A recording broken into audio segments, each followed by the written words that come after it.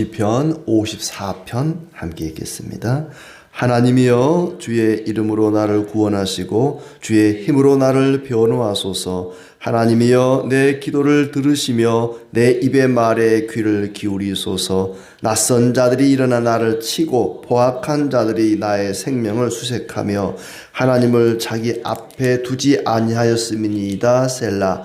하나님은 나를 돕는 이시며 주께서는 내 생명을 붙들어 주시는 이시니이다. 주께서는 내 원수에게 악으로 갚으시리니 주의 성실하심으로 그들을 멸하소서. 내가 낙헌제로 주께 제사하리이다. 여호와여 주의 이름에 감사하오리니 주의 이름이 선하심이니이다. 참으로 주께서는 모든 환난에서 나를 건지시고 내 원수가 보응받는 것을 내 눈이 똑똑히 보게 하셨나이다.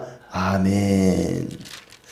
예, 오늘도 하나님 함께 하시고 또 은혜와 평강 주시기를 축복합니다. 다윗의 마스길이라고 되어 있습니다. 다윗이 뭔가 교훈할 일이 있어서 기록한 그런 시편입니다. 다윗은 누구보다 고생을 많이 한 사람입니다. 그가 나중에 왕이 되어서 큰 나라를 이루고 강성한 나라를 이루긴 했지만은 그 과정에서 또 그리고 그 이후에도 많은 어려움이 있었죠. 특히 사울이 자기의 장인 어른이자 자기가 섬기는 왕인데도 불구하고 다윗을 죽이려고 괴롭혀 왔습니다. 사울은 한 나라의 왕으로서 왕이라 그러면은 백성들의 생명과 재산을 보호할 책임이 있는데도 그 권력을 이용해서 백성들을 압박하고 또 괴롭히고 파멸을 시키는데 악용을 했던 그런 아주 좋지 못한 왕이었습니다. 그 표제를 보면은 10사람이 사울에게 이르러 말하기를 다윗이 우리가 있는 곳에 숨지 아니하였나이까 하던 때에 이렇게 기록되어 있습니다. 그러니까 10사람들, 이 10사람들은 다윗과 같은 지파 사람들입니다. 동족이죠. 동족인데 이 10사람들이 다윗을 밀고 했단 말이죠. 그렇지 않아서 사울이 다윗을 죽이려고 계속 호시탐탐 노리고 있는데 10사람들 아마 인근에 다윗이 숨었겠죠. 그러니까 이 10사람들을 믿고 같은 동족이니까 같은 지파니까 나를 잘 지켜주겠지, 나를 보호해 주겠지 라고 기대를 하고 숨었는데 일러 바쳤단 말이죠. 얼마나 서운하고 배신감을 느꼈겠습니까? 참 마음이 아팠을 것 같아요. 그러자 사울 왕이 3,000명의 군사를 이끌고 다윗을 추격해 옵니다. 그때에 마치 그 맹수에게 쫓기는 사슴이 목마른 사슴이 시냇물을 찾고 있는 그 와중에 일러 바치는 그 상황 속에 이 시를 기록하게 된 것이죠. 하나님이여 주의 이름으로 나를 구원하시고 주의 힘으로 나를 변호하소서. 하나님께 구원을 요청합니다. 세상에는 믿고 의지할 놈이 하나 없습니다. 그렇게 내가 아끼고 사랑했던 이 10사람들이 나를 일러 바쳤습니다. 하나님, 내가 누구를 의지하고 누구를 바라보겠습니까? 하나님밖에 의지할 분이 없습니다. 그래서 주의 이름으로 나를 구원하시고 주의 힘으로 나를 변호하소서. 주의 이름, 주의 힘, 이거밖에 내가 의지할 게 없습니다. 하나님께 도움을 요청합니다. 오직 하나님의 힘만 내가 의지하오니 나를 변호하시고 나를 구원해 주시옵소서. 2절도 같은 의미로 하나님이여 내 기도를 들으시며 내 입의 말에 귀를 기울이소서. 그 와중에 기도를 합니다. 지금 쫓기고 있는 거예요. 일촉즉발입니다. 붙잡히면 그냥 죽는 겁니다. 그럼에도 불구하고 다윗은 그 상황 속에서 하나님께 기도를 합니다. 낯선 자들이 일어나 나를 치고 포악한 자들이 내 목숨을 노립니다. 낯선 자라고 표현합니다. 10사람이나 사울이나 다 유대인들입니다. 이스라엘 백성입니다. 하나님의 백성이에요. 그러나 그들이 하는 짓을 보니까 전혀 하나님 백성 같지 않습니다. 이스라엘 사람 같지가 않습니다. 그들은 낯선 자들입니다. 하나같이 하나님을 자기 앞에 두지 아니하였음이니이다. 하나님은 안중에도 없습니다. 전혀 하나님을 의식하지 않습니다. 하나님을 자신들 앞에 두지 않았다. 비열하고 야만스럽게 자기를 괴롭힌 거에 대해서 슬퍼합니다. 그러면서 이제 4절에 그러나 하나님은 나를 돕는 이시며 내 생명을 붙들어 주시는 분이십니다. 저들은 하나님을 전혀 생각하지 않는, 하나님을 안중에 두지 않는 그런 외인들이지만 그러나 하나님은 나를 돕는 이시며 내 생명을 붙들어 주십니다. 다윗은 하나님을 자기 편이라고, 내 편이라고 확신했습니다. 보라, 하나님이 여기 계신다. 이렇게 해석을 할 수도 있습니다. 하나님은 나를 돕는 이시니, 이 말을 보라, 하나님이 여기 계신다. 내 곁에 계신다. 너희가 지금 나를 죽이려고 쫓아오지만은 하나님은 내 곁에 계셔서 나를 돕는 분이시다. 주님이 내 원수를 갚아주실 것이다. 주의 성실하심으로 그들을 멸하소서.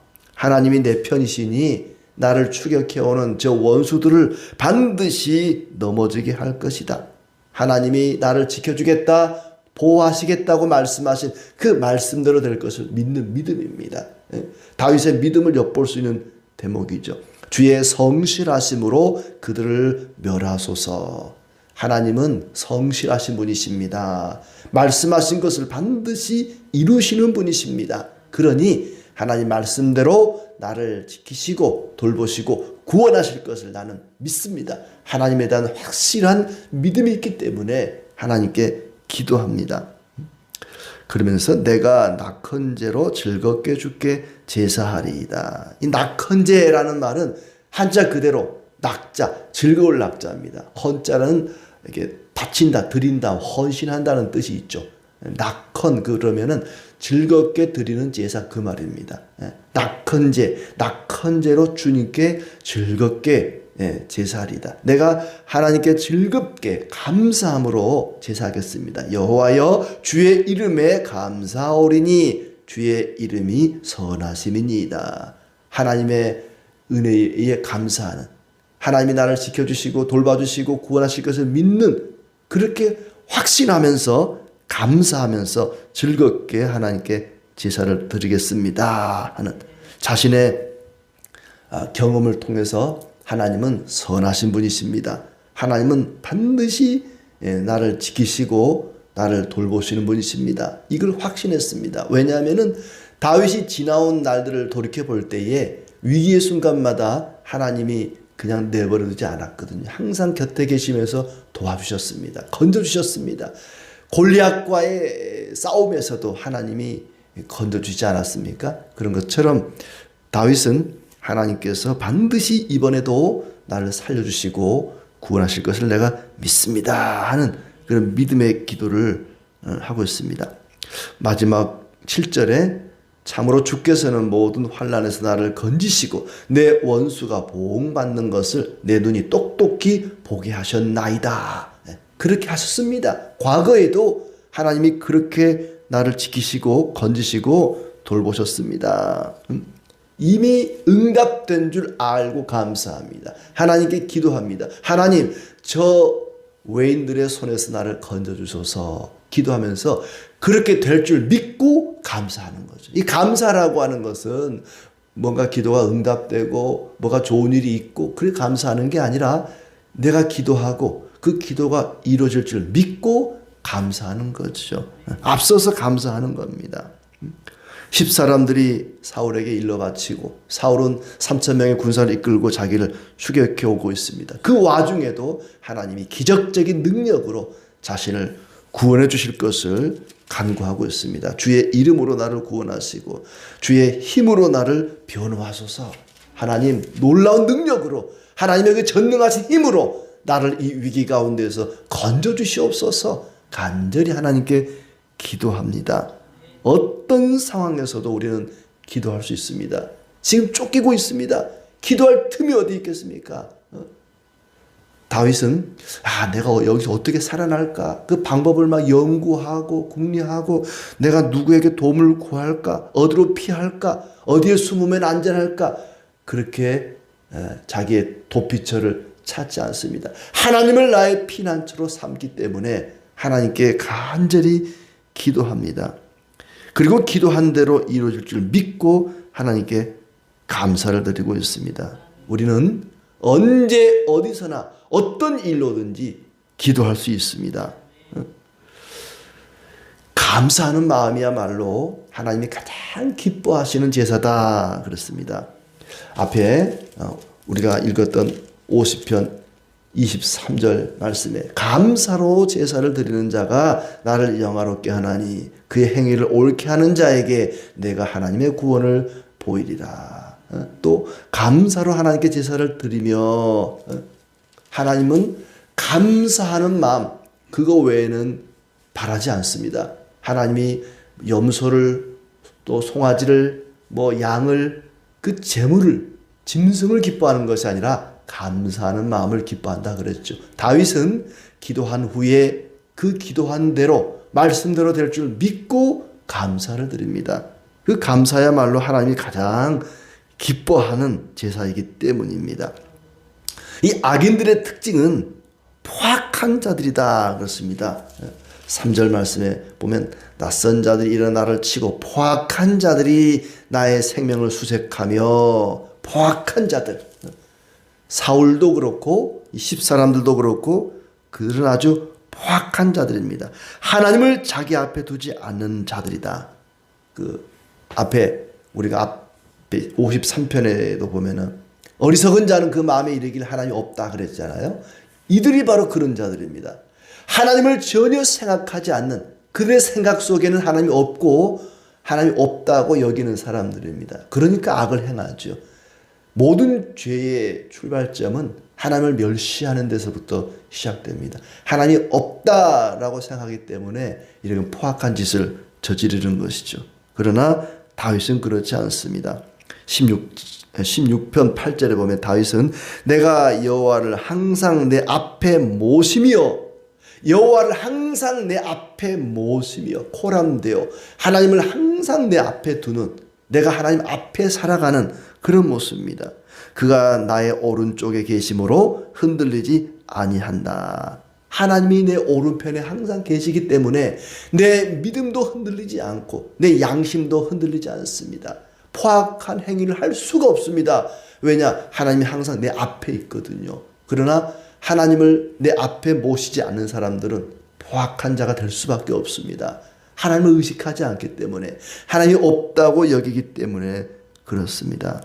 그들은 하나님이 없다고 생각하고 하나님의 뜻에 따라 살지 않는 자들이었습니다. 행위 자체가 그들의 삶 자체가 하나님의 뜻과는 전혀 상관없는 삶을 자기가 생각하는 대로 옳은 대로 살아가는 자들이었습니다.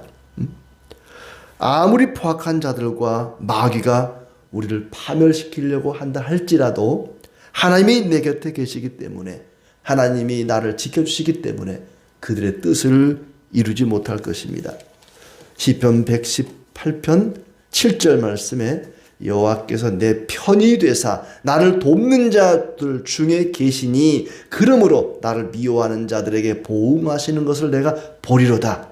하나님이 내 편이 되셔서 나를 돕는 자들 중에 계신다 그랬습니다. 하나님이 내 편이 되신다.